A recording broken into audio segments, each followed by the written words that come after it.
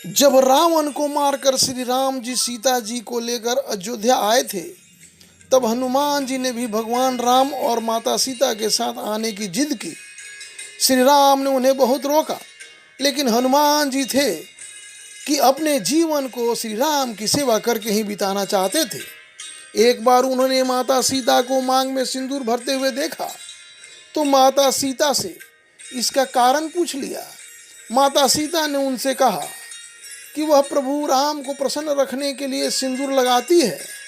हनुमान जी को श्री राम को प्रसन्न की उपाय बहुत भा गई। उन्होंने सिंदूर का एक बड़ा बॉक्स लिया और स्वयं के ऊपर डाल लिया और श्री राम के सामने पहुंच गए। तब श्री राम उनको इस तरह से देखकर आश्चर्य में पड़ गए। उन्होंने हनुमान से इसका कारण पूछा। तब हनुमान जी ने श्री राम से कहा कि प्रभु, मैंने आपकी प्रसन्नता के लिए ये किया है। सिंदूर लगाने के कारण ही आप माता सीता से बहुत प्रसन्न रहते हैं।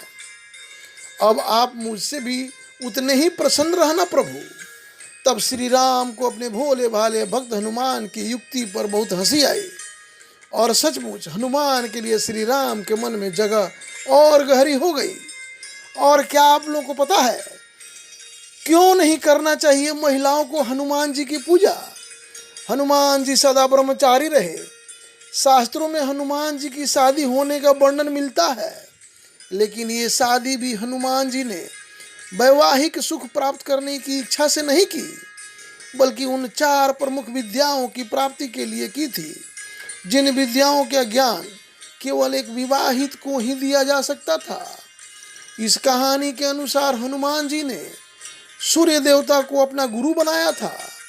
सूर्य देवता ने 9 प्रमुख विद्याओं में से 5 विद्या अपने शिष्य हनुमान को सिखा दी थी, लेकिन जैसे ही बाकी 4 विद्याओं को सीखने की बारी आई, तब सूर्यदेव ने हनुमान जी से शादी कर लेने के लिए कहा, क्योंकि ये विद्याओं का ज्ञान केवल एक विवाहित को ही दिया जा सकता था। अपने गुरु की आज्ञा से हनुमान जी ने विवाह करने का निश्चय कर लिया।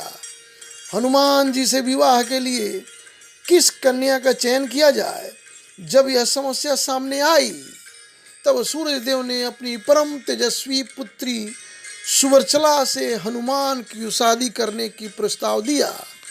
हनुमान जी और सुवर्चला की शादी हो गई। सुवर्चला परम तपस्वी थी। शादी होने के बाद सुवर्चला तपस्या में मग्न हो गई। उधर हनुमान जी अपनी बाकी 4 विद्याओं के ज्ञान को हासिल करने में लग गए। इस प्रकार विवाहित होने के बाद भी हनुमान जी का ब्रह्मचर्य व्रत नहीं टूटा। हनुमान जी ने प्रत्येक स्त्री को माँ समान दर्जा दिया है।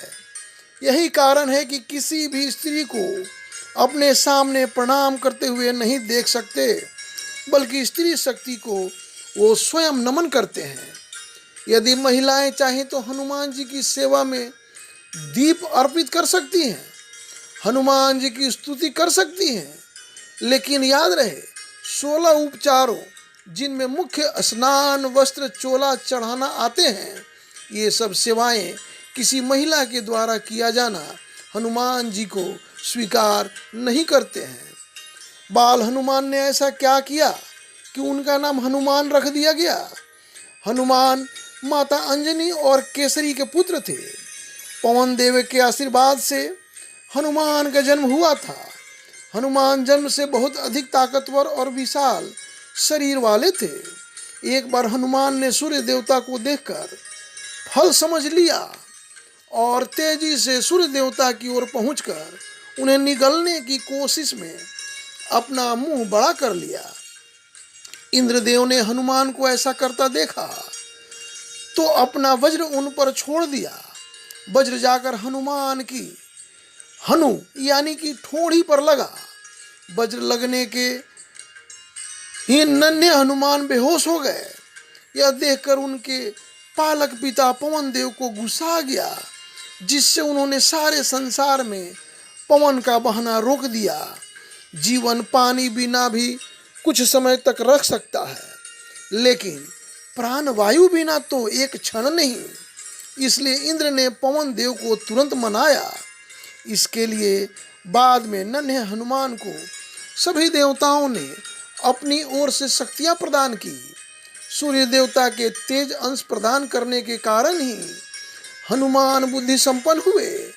वज्र हनुमान में हनुमान के हनु पर लगा था, जिसके कारण ही उनका नाम हनुमान हुआ। यह कहानी अच्छी लगी तो इस चैनल को सब्सक्राइब करें।